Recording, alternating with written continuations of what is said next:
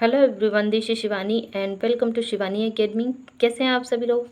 आशा करती हूँ अच्छे होंगे, स्वस्थ होंगे, ज़बरदस्त होंगे। एंड फ्रेंड्स, आज हम पढ़ने वाले हैं सर्वनाम को।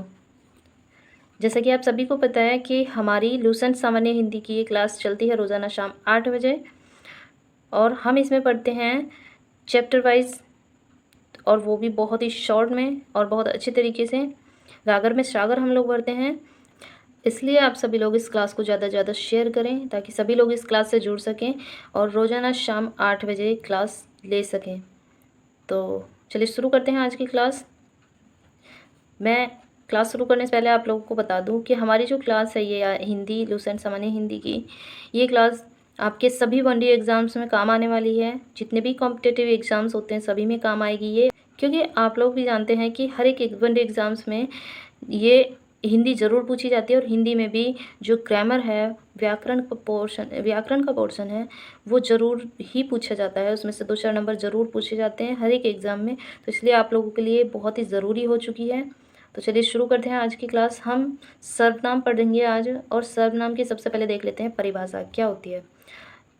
संज्ञा के स्थान पर प्रयुक्त होने वाले शब्दों को सर्वनाम कहते हैं। अरे वाह, ये तो बहुत ईजी है। यानी कि हमने संज्ञा तो पढ़ी हुई है, तो संज्ञा के जो जगह पर, मतलब जैसे कि व्यक्ति वस्तु स्थान के नाम को संज्ञा कहते हैं, तो व्यक्ति वस्तु स्थान के नाम की जगह पर जो उन्हीं को दर्शाने के लिए जिस शब्द का यूज़ हो रहा है वो ही सर्वनाम है। जैसे कि व्यक्ति का नाम है शिवानी, शिवानी की जगह यूज़ कर रहे हैं मैं, तुम, आप, वे, हम आदि, तो क्या हुआ, ये हुए सर्वनाम। बहुत इजी है। सर्वनाम का जो शाब्दिक अर्थ होता है वो क्या होता है, सबका नाम। ओके, तो सर्वनाम के कुछ भेद भी होते हैं। कौन कौन से भेद होते हैं सर्वनाम के, आइए देखते हैं। सर्वनाम के भेद होते हैं 6। 6 में कौन कौन से होते हैं? सबसे पहला होता है पुरुषवाचक सर्वनाम। उसमें कौन कौन से होते हैं? इसको भी 3 पार्ट में डिवाइड किया हुआ है। 3 में जो एक है वो उत्तम पुरुष है, फिर मध्यम पुरुष है और अन्य पुरुष है। 3 पुरुष होते हैं इसमें पुरुषवाचक सर्वनाम में। तो उत्तम पुरुष में क्या आता है, मैं, हम, मैंने, हमने, मेरा, हमारा, मुझे, मुझको आदि, ये सभी आ जाते हैं हमारे उत्तम पुरुष में। नेक्स्ट है हमारा मध्यम पुरुष। मध्यम पुरुष में आता है तुम, तू, तुमने, तुम, तुझसे, मतलब तुम, तू, तुमने, तुझे, तूने, तुम्हें, तुमको, तुमसे, आपने, आपको आदि, ये सभी आ जाते हैं मध्यम पुरुष में। और अन्य पुरुष में क्या आता है, यह, वह, वे, ये, इन, उन, उन्हें, उनको, तुमसे, तुमसे नहीं आएगा भाई, तुमसे नहीं आएगा, उन्हें, इससे, उससे, उसको, इसको, ये सभी जो आ जाते हैं ये आ जाते हैं पुरुष, अन्य पुरुष में। अब देखिए शॉर्ट में देख लेते हैं। जो उत्तम पुरुष होता है उसमें हम अपने लिए कुछ बोलेंगे, ओके, अपने लिए। और जो मध्यम पुरुष होता है उसमें सामने वाले से हम कुछ बोलते हैं, सामने खड़ा हुआ है जो प्रेजेंट में, जिससे हम बाई फेस बात कर सकते हैं, वो हो गया मध्यम पुरुष। अन्य पुरुष क्या होता है? अन्य पुरुष वो होता है जिसके बारे में हम बात कर रहे हैं। जैसे कि हम किसी तीसरे के बारे में बात कर रहे हैं, हम सामने खड़े हुए इंसान से तीसरे के बारे में बात कर रहे हैं, ना अपने बारे में बात कर रहे हैं और ना ही जो हमारे सामने हमारे पास में है उसके बारे में बात कर रहे हैं, हम किसी तीसरे के बारे में बात कर रहे हैं, वो आ जाएंगे अन्य पुरुष में। तो पुरुष के नाम के बदले जो आते हैं वही क्या होते हैं, सर्वनाम होते हैं। अब देख लेते हैं हम दूसरा नंबर सर्वनाम। ये कौन सा होता है? ये होता है निश्चयवाचक सर्वनाम। इसको देखते हैं क्या होता है। निकट या दूर के व्यक्तियों को या वस्तुओं को निश्चयात्मक संकेत जिन शब्दों से व्यक्त होता है उन्हें निश्चयात्मक सर्वनाम कहते हैं। जैसे कि यह, वह, ये वे और यह वह, ये जो होते हैं ये निश्चयात्मक सर्वनाम कहलाते हैं या कहे जाते हैं। जैसे कि यह मेरी पुस्तक है, मतलब ये जो है ये मेरी नोटबुक है, ये मेरी नोटबुक है, तो जो ये है वो हो गया निश्चयवाचक सर्वनाम, निश्चयात्मक, यानी कि निश्चय ही ये मेरी बुक है, कोई डाउट नहीं है इसमें। ये मेरा हथियार है, वह उनकी मेज़ है, वह मेरी नहीं है, वह उनकी मेज़ है, वे तुम्हारे आदमी हैं। ओके, तो ये हो गया निश्चयवाचक सर्वनाम। अब आगे देखते हैं हम। तीसरा है अनिश्चयवाचक सर्वनाम, यानी कि जिन सर्वनामों से किसी निश्चित वस्तु का बोध नहीं होता उन्हें अनिश्चयवाचक सर्वनाम कहते हैं। जैसे कोई और कुछ, जैसे कि कोई आ गया है, या उसने कुछ पूछा है, मैंने कुछ नहीं लिया। जैसे कि आप देख सकते हैं कोई आ गया तो वो क्या करेंगे, उसने कुछ पूछा है, मैंने कुछ नहीं लिया, यानी कि जो कोई है और कुछ है ये निश्चय नहीं कर रहा है ना, कुछ कोई भी हो सकता है। तो ये हो गए हमारे अनिश्चयवाचक सर्वनाम।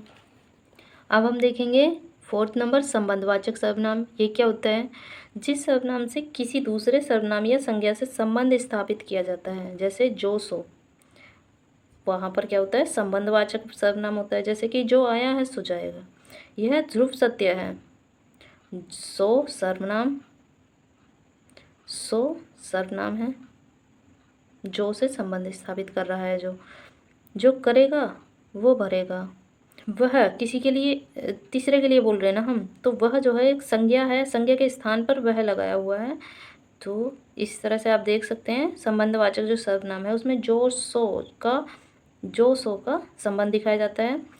प्रश्नवाचक सर्वनाम नंबर 5 है हमारा प्रश्नवाचक सर्वनाम। इसमें क्या होता है, प्रश्न करने के लिए प्रयुक्त होने वाले सर्वनाम शब्दों को प्रश्नवाचक सर्वनाम कहते हैं। जैसे कि जिसमें हम क्वेश्चन कर रहे हैं, ऐसे नहीं कुछ भी बोल दे रहे हैं या पूछ रहे हैं, जिसमें हम कुछ पूछ रहे हैं, कुछ क्वेश्चन कर रहे हैं, कुछ सवाल कर रहे हैं, तो उसमें क्या क्या आता है, कौन क्या। जैसे कि कौन आया था या दूध में क्या गिर पड़ा। सीधा सीधा सा है, बहुत ईजी है।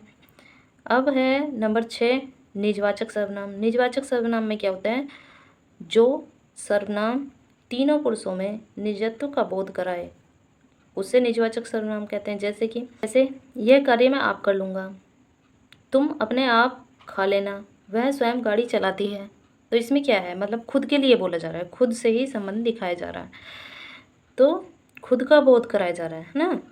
इन वाक्यों में प्रयुक्त आप, अपने आप, स्वयं शब्द निजवाचक सर्वनाम है। अतः इसके कुछ अन्य उदाहरण हैं। कौन कौन से उदाहरण हैं, आप, अपने, अपने आप, स्वयं, स्वतः, खुद आदि जो हैं ये हैं सभी निजवाचक सर्वनाम। अब सर्वनाम को हम एक नज़र में देख लेते हैं कौन कौन से कैसे कैसे होते हैं। देखिए 6 सर्वनाम होते हैं। नंबर 1 होता है पुरुषवाचक सर्वनाम, उसमें 3 पुरुष होते हैं। कौन कौन से, उत्तम पुरुष जिसमें आता है मैं, हम लोग। मध्यम पुरुष जिसमें आता है तू, तुम, आप, तुम लोग और आप लोग। अन्य पुरुष में आता है यह, वे, वह, वे, यह, ये, वह, वे, ये लोग, वे लोग। नेक्स्ट है निश्चयवाचक सर्वनाम, निकटवर्ती और दूरवर्ती। यह और ये, वह और वे। ओके। अनिश्चयवाचक 3 नंबर है अनिश्चयवाचक प्राणीबोधक और वस्तुबोधक। इसमें भी 2 प्रकार हैं। प्राणीबोधक में आता है कोई और वस्तुबोधक में आता है कुछ। नेक्स्ट है 4 नंबर है संबंध बोधक, उसमें आता है जो और सो का संबंध होता है।